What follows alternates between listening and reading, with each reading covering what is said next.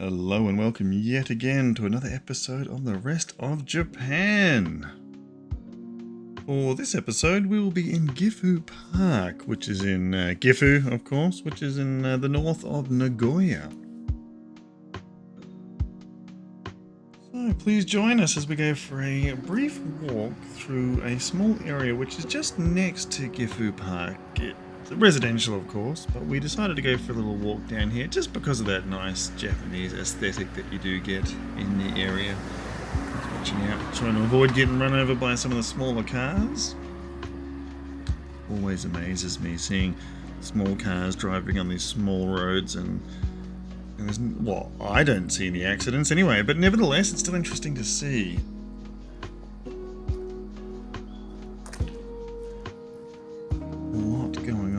This time of the morning, but it's nice still just to get out and about and go for a wander. As we approach the T intersection towards the end of the road here, there's a vending machine, which of course is something you see all across Japan. Pretty much no matter where you go, there's always a vending machine.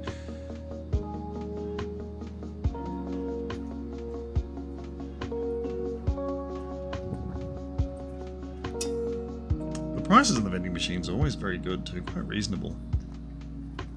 I suppose compared to local currency, but as you can see here, yeah, it was a nice little area of sort of suburbia. It was interesting. We did think about heading that way a bit further. From what the maps basically told me is that you can keep going that way, and it just takes you to one of the back paths that lead up the hillside, up the mountainside. And we decided not to go too much further that way. We didn't exactly have hiking gear or anything with us, so yeah, I decided to go back to the park. And the park, there's this fountain, and I couldn't find any information on it for some reason. I don't know why, but look, it's a lady, and every minute or so it blasts with water. If you have any idea what it is, please put in the comments below. I'd actually be fascinated to know. I did try googling it and had a bit of a look, but for the life of me I just couldn't work out what it is. So for whatever reason, every minute it gets blasted by water. It lasts for about a minute, and then that's that. Just repeats all day.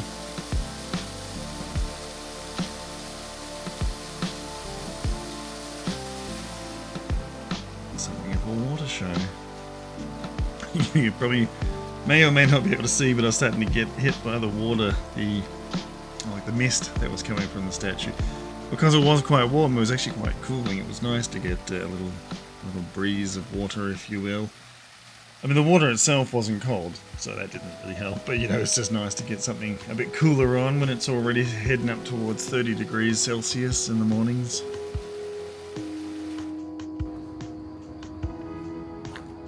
So you can just wander through the rest of the park. There was lots of, I guess, small areas you could just sort of explore within this lower end of the park. Like a little creek, which I imagined if it rained would look nice to be flowing with water. It was already quite green. I've been told that one of the best times to come here is in November, which at the time of uploading this video would be about the right time to go, but unfortunately I wasn't there then. This was in September, so we sort of missed out on some of the autumn colours. But nevertheless, we did still get to see a lot of greenery, and it was still very nice, so I definitely enjoyed it. It's free to enter the park too, it doesn't cost anything, you just wander on in.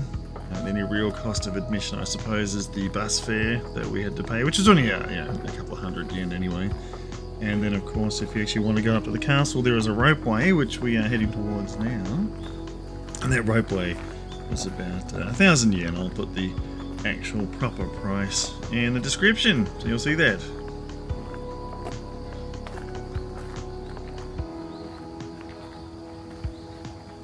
So worth noting that the ropeway is not the only way to get up the mountainside. You can also hike up there. There are quite a few hiking tracks, as I understand it.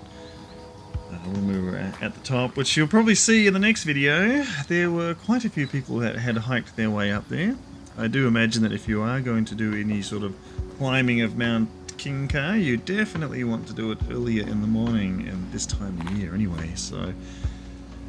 Yes, but here at the ropeway you can see the sort of animated characters of Oda Nobunaga. Oda. Hard time pronouncing your name. Oda Nobunaga. And some of his generals and such. Oh, Inkazen ropeway. So we've got our tickets and we've climbed aboard. I'm going to be quiet here so you can listen to the lady give a little description of the area and the castle. お待たせいたしました。本日は金華山にお越しくださいましてありがとうございます。進行方向向かって左側をご覧くださいませ。木立の間から端正な姿を見せておりますのは種類三重の塔でございます。この塔は大正天皇ご即位の記念として建立されました。また廃政松尾芭蕉が新州安下の途中この地に遊び、城跡や古いの清水まずとわと読んでおり、現在この国が残されております。金華山は全山国有林で山の長さは329メートル、険しい断崖もなし濃尾平野を見下ろしております。またこの山は岐阜県野鳥の森に指定されており、キジ、山鳥など60数種類の野鳥をはじめ岐阜鳥など1万種類の昆虫が生息しております。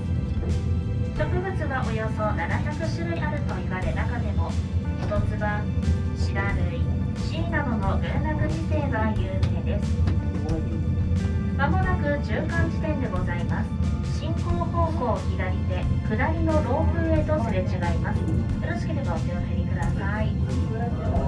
ご乗車のロープウェイの定員は46名、秒速 3.6 メートルで進み、約4分で山頂駅到着いたします。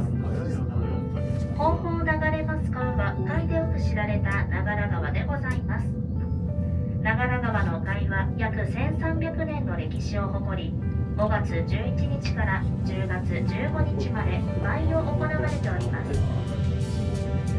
山頂駅から歩いて約7分ほどの岐阜城は豪華華麗な安土桃山時代のお城を再現したもので、城内には織田信長公の数々の業績がパネル等で紹介されております。また天守からの眺めは壮観です。ぜひご覧くださいませ。また山頂駅付近にはリス柄をはじめ当社直営の展望リストラなどがあり、リス柄にご入村されますお客様は往復乗車券のご提示で入村料の割引がございます。どうぞお立ち寄りくださいませ。なお金華山一帯は岐阜城跡として国施設に指定されており、信長公のお寺市が息づく戦国城下町岐阜も日本遺産に認定されています。まもなく山頂駅でございます。金華山登山道が山火事防止のため路上喫煙禁止区域となっております。なお往復乗車券をお持ちのお客様はおなくしになりませんようお願いいたします。お降りの際はお足元に十分にお気をつけくださいませ。なお岐阜城のご乗員はロープウェイで降りた売店レジのみの販売となっておりますので、間違いのないようお願いいたします。ありがとうございました。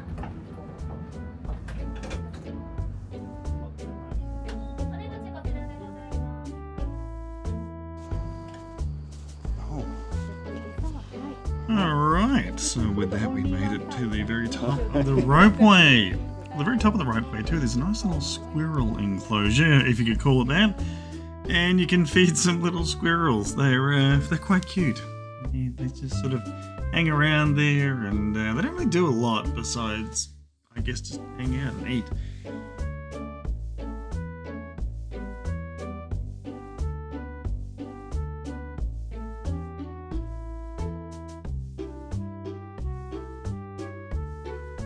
Whilst I have absolutely no idea what this food is, they do seem to like it quite a lot. So if you have any idea what that squirrel food is, please comment below. Let us know, because yeah, I would like to know.